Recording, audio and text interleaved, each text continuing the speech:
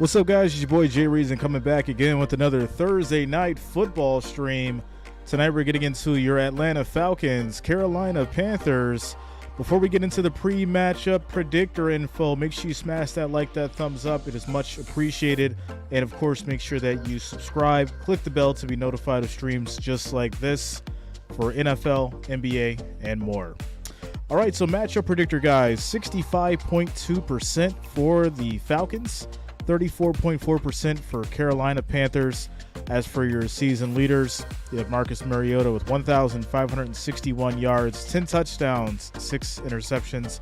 PJ Walker will be in the game tonight instead of Baker. As for the injury report for the Falcons, we have Matt Dickerson out, Jonathan Harrison out, Eric Harris out, Nathan Landman out, AJ Terrell out. For the Panthers, we have Jeremy Chen on IR, Rashard Higgins out, Justin Burris out, Dante Jackson unquestionable, and Chuba Herbert is questionable as well. As far as the spread goes, we have the Falcons favored by 2.5, minus 155 on the money line, plus 130 on the money line for the Panthers. 41.5 is your over and under as we get ready to start Thursday night football. Got plenty of time to get your drinks, get your popcorn, make your phone calls, do what you do as we prepare for the game tonight. What's up, guys? 40-mile-per-hour winds? Really? What's up, Marbles? What's going on with you guys tonight? Shout out to the family. Shout out to the Wrench Gang. Link is up and ready for members of the family. You know where to find it.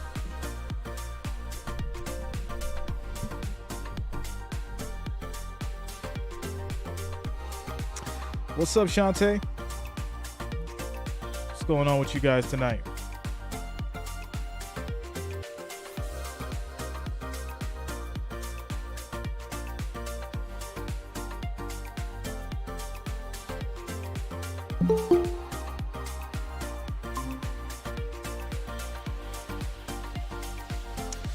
Troy says we might see a run game kind of tonight. They practice wet ball. Yeah, I'm thinking the under. Thinking the under. It's gonna be a run heavy game. Jacob, yeah, man. Yeah, just a little early tonight. You know, I got everything that I needed to get done, so it's like, you know what, I'll go ahead and hop on a little early. Get a head start. The early bird gets the worm. That's what they tell me. That's what they tell me.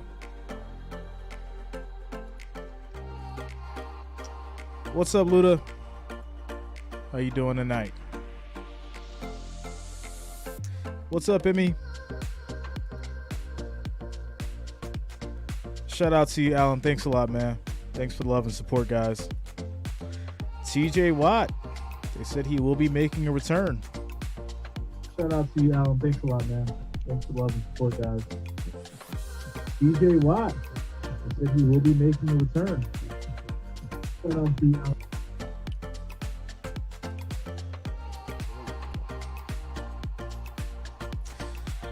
The kicker's on IR. Yeah, kicker's on IR.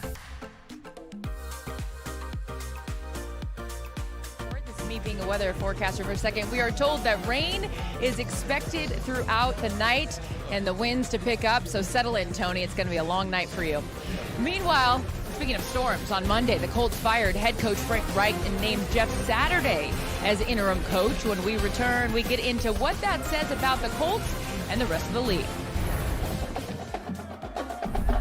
TNF Tonight is delivered by Little Caesars.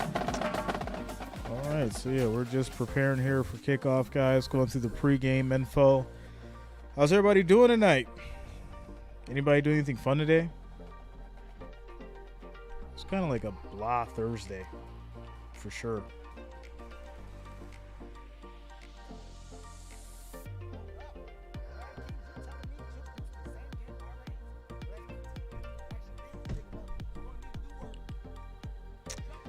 George Tucker, you got Mariota going tonight?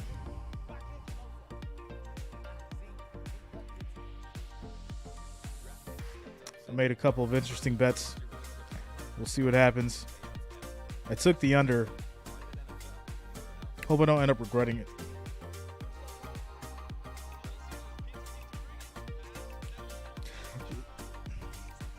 Shout out to you guys.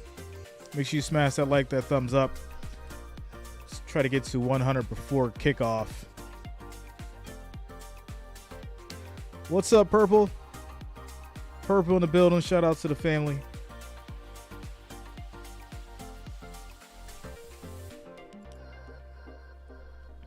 Cavs tomorrow night. Is that the 10 o'clock game?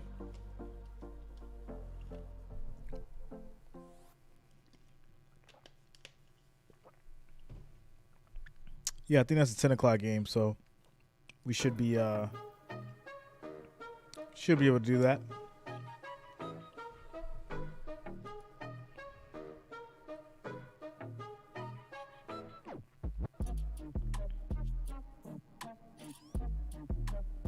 Yeah, so that should be doable. 10 o'clock tomorrow.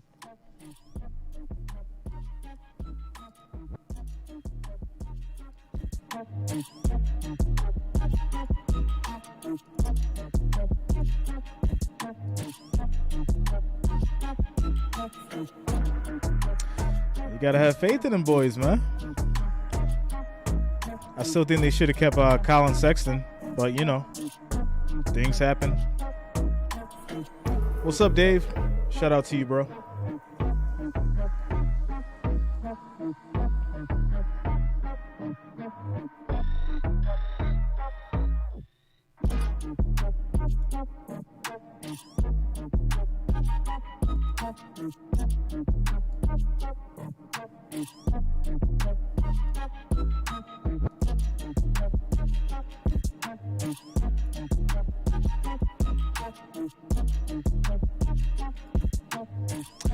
What's up, Ronald? What up, bro?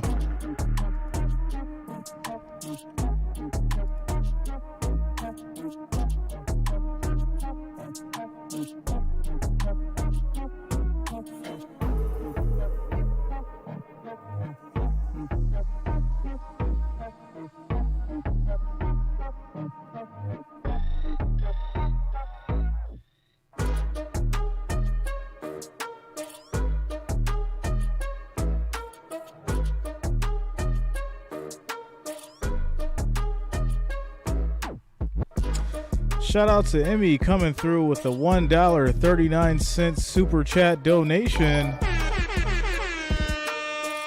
Thanks a lot, Emmy. Thanks for the love and support. Shout out to you.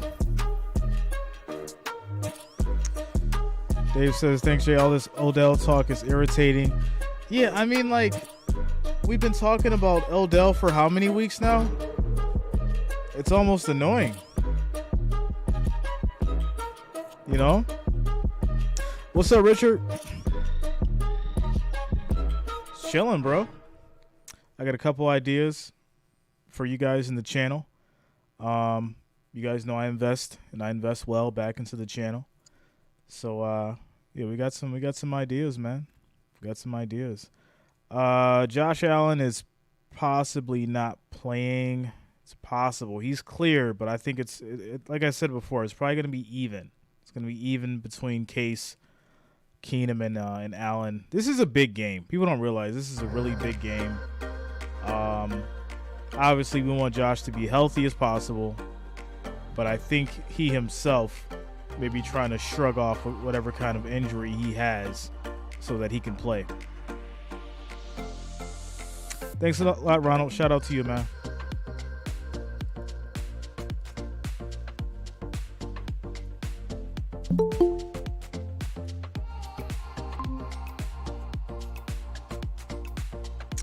How many touchdowns will Patterson get? I think I'd be comfortable saying 2. Yeah, I'd be comfortable with 2. When the Colts hired Jeff Saturday as their interim coach, for more, we bring back Michael Smith. Hey, thank you so much, Carissa. So 2 days ago, we had Election Day.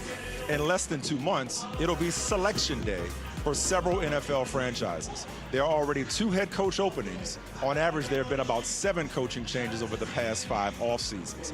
And as we were reminded on Monday night, when it comes to picking who fills that seat, there's only one vote that matters most. Yes, it's an interim head coaching job. It lines up with the Rooney Rule. There is no problem of perception, except some of you guys make a problem of perception. Jeff Saturday may very well turn out to be a good NFL head coach.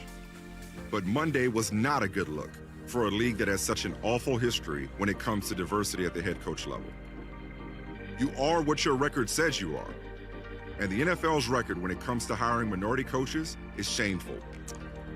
To put it bluntly, I don't know why we have to go through all the politics, all the issues.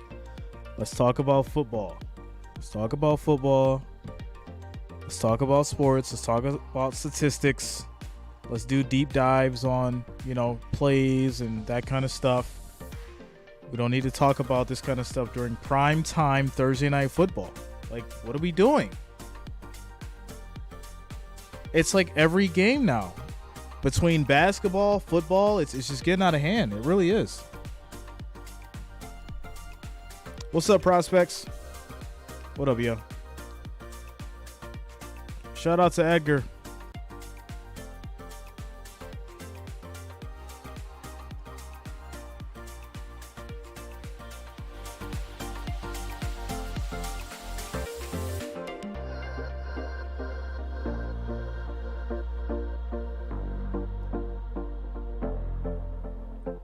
Yeah, it's like, listen, don't get me wrong, like you probably should be in tune with like whatever kind of political world or political sense that you're in, like, right? That there's a time and place for it. Like, yes, people should have the right to their political beliefs and whatever kind of ideologies they want to follow and all that kind of stuff, but there's like a place for that, right? There's meetings for that. There's discourse for that.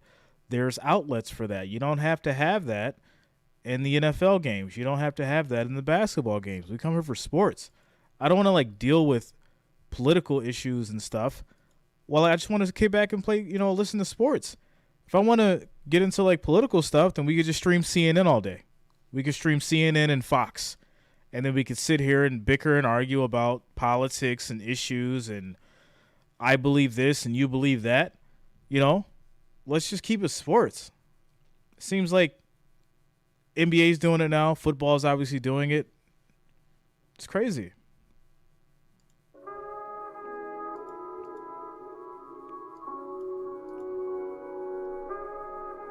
Yeah, exactly, bro. That's what it's for.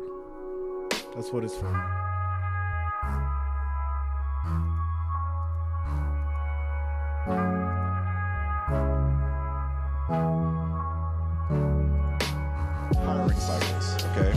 Two-thirds of the coaches hired have an offensive background. And we're talking about a league in which there were 4 black offensive coordinators coming into this season. Marcus Brady was fired in Indianapolis, and there are 3 black quarterback coaches. That's why a lot of the Rooney Rule enhancements fits have been geared toward getting more minorities and women on the offensive side of the ball. Yeah, for sure. And for me as a quarterback, 17 years, 9 different teams, that's the trend that we're now seeing. I was in the room where it happened. Just like they say in Hamilton, you want to be in the room where it happened. So what I think should happen, there's a green dot on the back of the quarterback's helmet. He's the communicator. He's the guy that's talking to the head coach. He's getting talked to by the offensive coordinator. If they're going to put and be intentional about putting more minorities in positions to succeed, to your point about the offensive side of the football, they have to be in the quarterback room. That is a must in order for us to continue to improve diversity. Well, you mentioned the Rooney Rule enhancements, Michael. So in the last 2 years, the NFL approved those changes, saying that every team had to interview external candidates, at least 2, right, for that head coaching positions that were a minority, 1 for a coordinator position, and then 1 for minority and for female at a senior level position. Dave? Does any of that move the needle for you, Sherm? No, it's not moving the needle at all. What you said in the video, until the owners change and they change their perspective about the head coaches and what it should look like.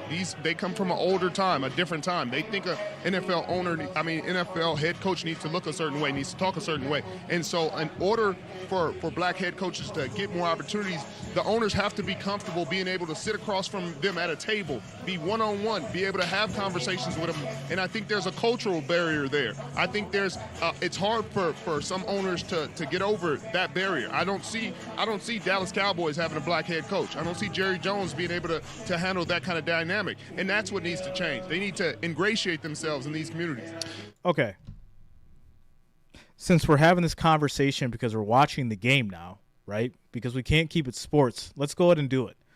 Now, I'm all for advocating for having the discussion between the players, the coaches, the staff, the executives, the owners, and everyone else that runs the NFL. You have the conversations in the back. You have the conversations in the back. You have the discussions that you need to have with the players, the people who, make the millions of dollars for playing the game. I'm sure they want the person who's going to help them get in the direction that they need to go in, regardless what color they are, regardless where they come from. The right person for the job. That's who should have the job. And this goes back to my common sense post when I made the Kyrie video. There needs to be a level of common sense today. There needs to be a level of common sense in society that lets us know right from wrong. We shouldn't have to have a conversation about it every day. And if someone feels some way about it, then guess what? The people that need to have the conversation are the players. They're the ones making the money. They're the ones that make the rules. They come together as a collective. Guess what? Things will happen. Whatever agenda that needs to be pushed or whatever change that needs to happen will happen. But let the players decide that. The average person doesn't need to hear this. It's so ridiculous. And it's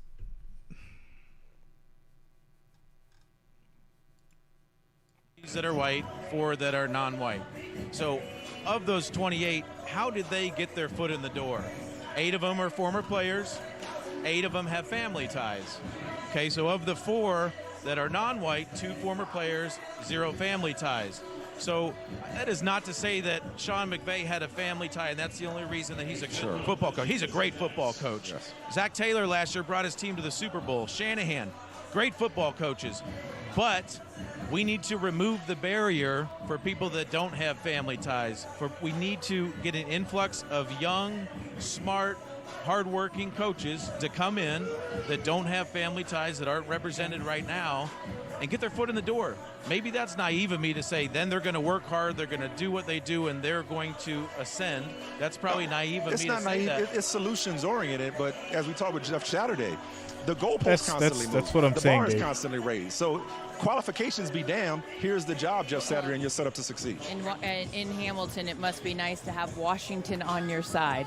This is an ongoing conversation and a very important one at that. Unfortunately, we have to move on. We got a game, and at the trade deadline, Carolina. Oh, now we got to move on 2 because we have a game. Picks and a second rounder for Brian Burns. Why would they pass up that kind of package to keep him?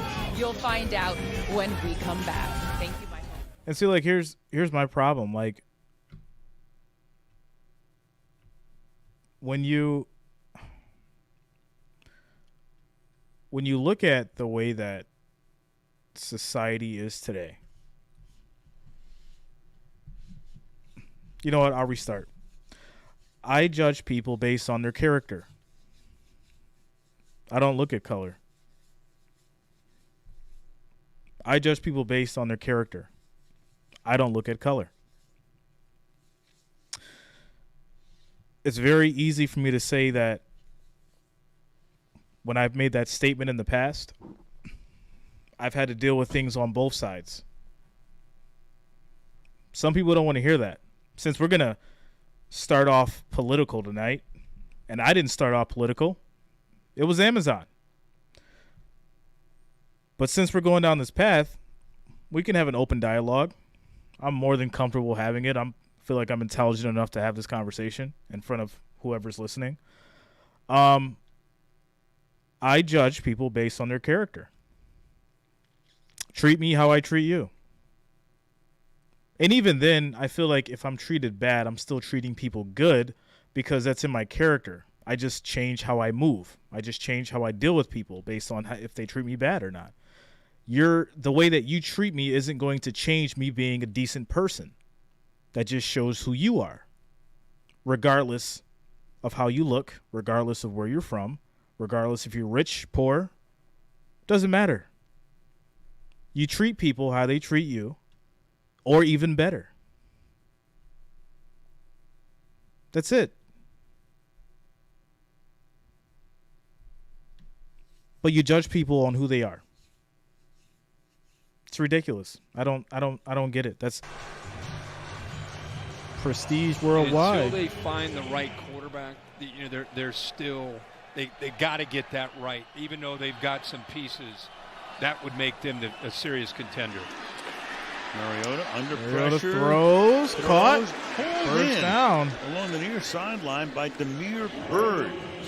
Rolling left, throwing right against the green, and a first down on a gain of 21. Yeah, they move the launch point, get away from all that pressure because they're getting in there. We've seen a lot of pressure from Haynes, but what a throw, as you mentioned. Move the pocket to the left, come all the way back.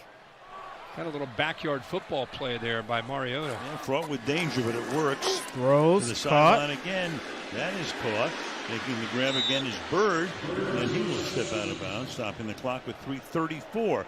And that's a first down. Yeah, Bird is a guy that's known. He's an undersized guy. You want to get him the ball in space. Can do a lot of damage after the catch because of his quickness. Falcons on the move. Ball at the 43. This drive started back at their own 3-yard line. 7th play of the drive. Fired over the middle. High, but called in. Pitch is there. Making the grab. Good catch to the 25. He goes. It's amazing. All this passing and going on. All this catching going on. The radius at 6'6". That's what he's known for. It's only his second opportunity tonight, but they find the seam over the linebacker in front of the safety, and he got it out early to give Pitts a chance to get his head turned and then protect himself, even though he's juggling the ball. Drive only 2 minutes old. They've already gone 72 yards in 7 plays. Deep throw, caught for a touchdown. The grab in the end zone. Kadarius Hodge makes the catch for the touchdown. So I'm really confused. Where was all this offense in the beginning of the game? Defense just dropping back, letting touchdowns happen. All right. Hodge for 25 yards. Ric Flair, where are you at? And get them back-to-back plays where they were able to attack that secondary. At last play, they put Keith Taylor into a jam where they had 2 vertical receivers. He picked the inside receiver, and it left a wide open man down the sideline. And converting that 3rd down from inside the 10, and that kick is no good. He had made 71 in a row. Now he's missed 2 in a row. Yo.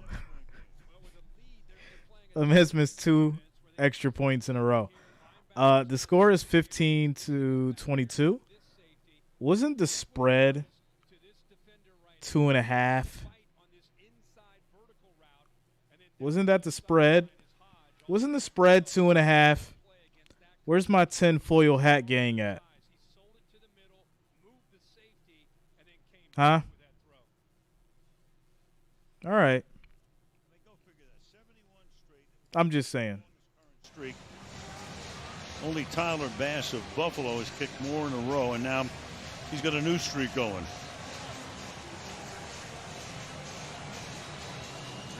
Arthur Smith can't believe what he's saying here. You got all 3 timeouts. You got the 2-minute warning. You got Jimbo, a defense. It's Jimbo, not what was been the spread, great at bro? the line of scrimmage. You kick this deep. You got to count on your defense getting it off the field to get the ball back to Mariota. Time to say, don't touch that dime. That's right. There you go. That's right. For Hodge, meanwhile, 65 games in his career. That's his first touchdown. I know how much you love overtime. You love it. Listen, I'm here all night. What can I tell you, man? 7-point game. Why not after the game 12 days ago? Well, exactly. High drama. We live for drama. Let's see what we get. And I can't wait to see how Carolina approaches this drive. If they continue to work with Foreman, they give Walker a chance with some high percentage throws. So Foreman starts in this set as the back. Takes it. Gonna run for about 4 yards. 4-yard gain. Second down, let's call it 7. And they stopped the clock at 2:50. Arthur Blank, the owner of the team on your right there, coming down to the sideline. His team has just taken a timeout with 2:50 on the clock. The feel of this game, I got to be honest, I can't believe that we're at 2:50 and Atlanta's in this game. They're within a possession. And it just feels like Carolina should be up by more. It does. Weird. Yeah. Especially yeah. It feels really weird. Run for 222 feels really yards. weird. It's a 7-point game now. You would think. 2 missed extra points. 2nd and 6. Tackle made. Can't get out of his tracks. Oh, that's a stop. 3rd and 6 now for the Panthers. Well, here comes the rain again. Here comes the rain. Rashaan Evans. We just talked about him and what he means to this defense. The last time this defense was out there, this time they're unable to get up to him. So you see Evans being able to slide through. Watch the guard. Can the guard get up to him? Can he help out? Or is Evans going to be able to sneak through? Nobody climbs to the second level. Christensen's occupied there with Grady Jarrett, and Evans does what he's supposed to do. Interesting play call here on 3rd down. So they're down to 1 timeout, plus the 2-minute warning. Very interesting call here.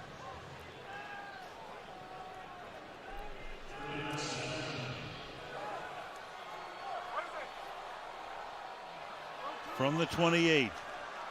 3rd and 6. Oh, here we go. Ric Flair. Where are you at? In the pocket, under pressure. Oh, that's defense. And incomplete. Defensive stand. Richie Grant is right there. I'm so surprised. They used 2 timeouts. So surprised. That possession took 13 seconds. Yep. Bring Evans. Safety knows the ball's coming out fast. He starts to come down. He doesn't see him, and he throws it right into his arms. Very fortunate Grant doesn't catch this. He walks to the end zone. I am so surprised by that defensive stop.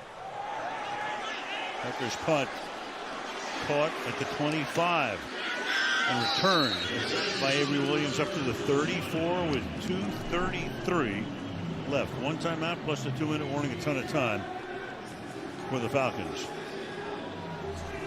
Mariota 1 of 5, trailing, needing a TD to tie or take the lead when he gets possession in the final 3 minutes of the 4th quarter or overtime. You got that, right? Yes, yeah. They sure found their mojo on that last drive. They certainly they got pinned back close to their own goal line after that great play on the punt, and then they put it together, 97 yards. Dante Jackson is still out. Meanwhile, they start this drive with a run, and that's Avery Williams, who ran a few times in the first half, but not here in the second. Derek Brown makes the tackle. Just a war daddy. Just a war daddy. This is what he did in college all the time to offensive linemen. This is one of the better guards, by the way, in the league. And Chris Lidstrom went right around him with quickness. It's not just about power with 95. Again, pressure snap. coming. Mariota gets away from it all. No, he doesn't. And he's going to lose. 3rd and 19. They just kept the pressure 8 yards. Coming. Marquise Haynes with the sack. Keep in mind, this is still 4-down territory. 3rd and 19. We're going to go down to the 2-minute warning. Somebody get Vegas on the phone. Tell them that we want part of this action. Somebody get Vegas on the phone. Tell them that we want part of the action. We want part of this plus 540 that they just put up for Atlanta to win the game. Tell Vegas that we want some of this plus 540 action that they just put up for Atlanta to win the game. Somebody make the phone call. Jimbo, make the call, bro. Jimbo, make the call. Tell them we want access to this plus 540 they just put up for Atlanta to win the game. We want this action.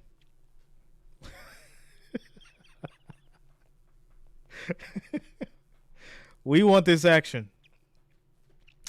Jimbo, get these guys on the phone.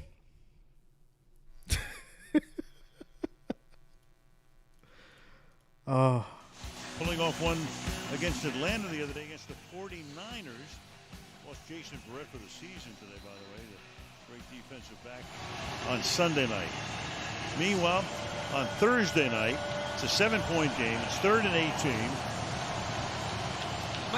We saw him move that launch point, move the pocket around, just to be able to avoid this pressure that they keep dialing up. So in effect, you got to go for it on 4th down here, considering what the clock is. So you don't need all 18 on this play, but they try to get at least a throw. And they incomplete. cannot do that. Intended for Zacchaeus. 4th and 18. And it's 4th down and 18. Yeah, try to hit the split safeties. There's an opening in the middle of that defense. You got to hit it, and you got to get the ball out in a hurry and put it on a line. But a lot of traffic. It's got to be perfectly thrown to give your receiver a chance. And thanks a lot, Christopher. Shout out to you, man. No shot there into the teeth of the defense. Thanks for the love, bro. Gasp. Lead 18. Have to get it out to the 44-yard line from here. London at 6'4" and Pitts at 6'6" on the left side. You good, Jay-Zan? And Mariota will go down and get sacked. That's a big stop. Haynes does it again. Back to back. Marquise Haynes. There it is. Boy, I'm just confused here with the right tackle. Caleb McGarry comes down to the inside. Here's the pressure. He comes to the inside and worries about Derek Brown and leaves Haynes, who is so explosive and has such quickness off the edge, gives him a running start, and he had a great get-off on that 4th down play. No chance by McGarry at all. His first 2 sacks of the season. The team has 5 tonight. Does Carolina. And now they can here we go. Chew up the clock. Atlanta can stop it once. Run. Foreman is to the 15-yard line, and that's their final 4 timeout. yards. Atlanta calls their final timeout. Minute 45 left on the clock. Seconds by the time Atlanta gets the ball back, if indeed they do next week. It's the Titans and the Packers. Schedule is going to look pretty good from here on out. Titans, Packers. Yeah. We got the Bills and New England coming up in December. We got the Raiders and the Rams. We have San Francisco and Seattle. Yeah. So, I'm fired up. On Thursday night football. We see the Jets. We see the Cowboys and the Titans at the end of the year. It's the last hurrah. There you go. I promise you. It's Shout coming. out to you, I never Jay-Zan. promised you a rose garden, but, it's coming. Thanks for the love, bro. There you go. 2nd down and 6. Stop it, Timo. 2nd and 6.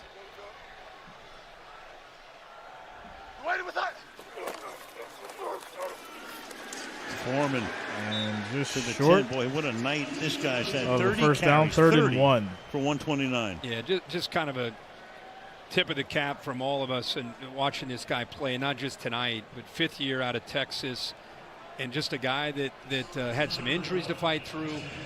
Really didn't find a home until last year with the Titans when Derrick Henry went down. Showed enough there that Arthur Smith, who was in Nashville and worked with Vrabel, thought, you know what, we need a guy, or not Arthur Smith, but Carolina knew that this is a guy that could run the football and kind of fit into the system that they wanted to run. And 3rd and 1. He's been a heck of a fit here in Charlotte. Yeah, that uniform tells you it's been a hard And day's he night. gets through. We'll That's take a it to the first down, but floor. wait a minute. Flag There's will a stop the flag. clock.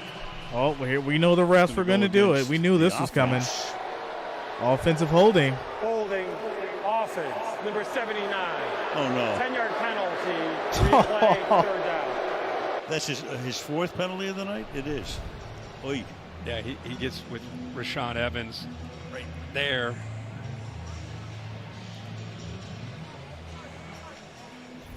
Well, here we go. Here we go. I use that line I use whether it's the kind of game you want to have, when nobody's watching, but what can I tell you? Bro, I look nothing like 3rd and Snoop 11. Dogg. Cut it out. Okay. From the 20.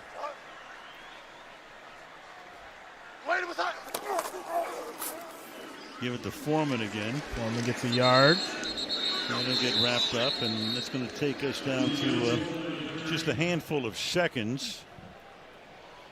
Or 2 hands full anyway. You know what I'm talking about. And Mr. Steve Wilks done a very nice job under very trying circumstances. Coaching staff gets ripped up. You trade away Anderson. You trade away McCaffrey. He's done a nice job. The team has not given up as well. The combination of what he's doing, but there's some leadership on this team and some character on this team that, despite a 2-7 start, they still show up every day to practice. They still show that they're engaged. And even after last week's debacle at Cincinnati, you can see that they showed up on a short week with a good attitude and ready to play ball. So 14 seconds. Oh, boy. Snoop, Dre, Cube, all the same. What? 4th and 10. I'm not even going to acknowledge Pinheiro that. out on the field.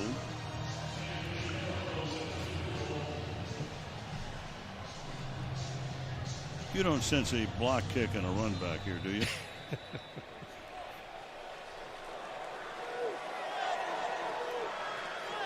From 37 yards to put the final ball in. Kick is up. That's it. Makes it 25-15. 3 more points, but it doesn't really take a lot of people to the promised land. All right. That should be it, guys. 10 seconds left. Score is 25-15. 10-point game. I'm really disappointed in the Falcons. Mariota was looking real high schoolish out there. Not even, college level. He was looking real high schoolish out there. Ridiculous throws. Miscommunications with his wide receivers. Trying to extend the plays too much. He looked very scared against Carolina Panthers defense. His head just wasn't in the game. Yeah. Yeah. Tyler Brooks says Hail Mary onside, Hail Mary Falcons win. Yeah, that'll happen. That'll happen.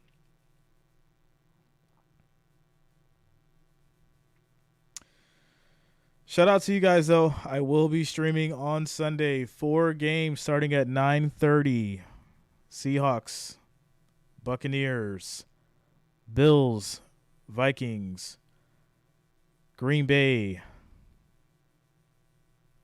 Chargers, and then 49ers. And that is my stream schedule for Sunday. Make sure you guys smash that like, that thumbs up, and, of course, subscribe. Subscribe to the channel. That we'd be updated with streams just like this. Click the bell. Hit all notifications. So as soon as we go live, you'll have access to the games. That is it, guys, for Thursday night football. Final score is 15-25 as the Panthers take it. And that is it. Shout out to you guys. Everyone have a great night. And I will see you soon. Take care, guys.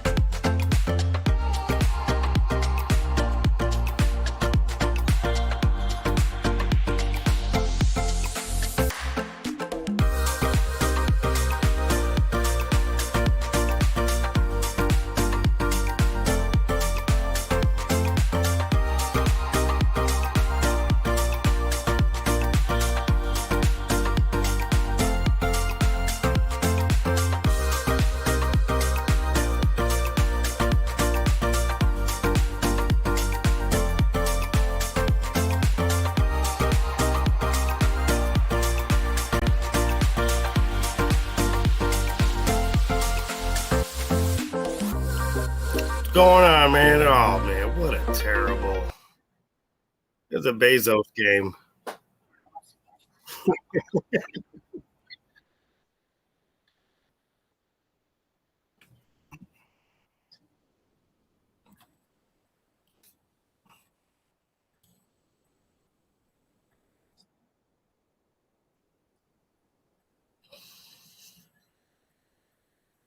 Yeah, I got what was it? The Falcons. They put up like plus 500 for a second. I got in on that.